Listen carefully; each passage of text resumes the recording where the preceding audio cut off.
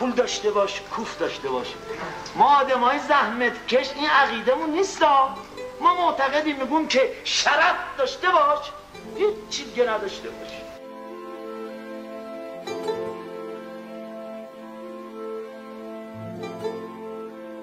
پدر سلام.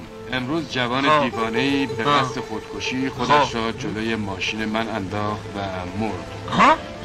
چون شاهدی نبود مرا زندانی کردند. چنانچه 20,000 دلار نپردازم برای همیشه از تحصیل محروم و مدت 10 سال زندان.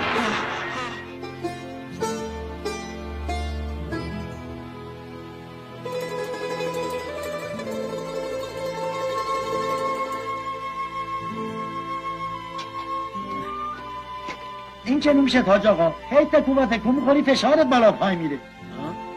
بابا یکی بزا پادخ.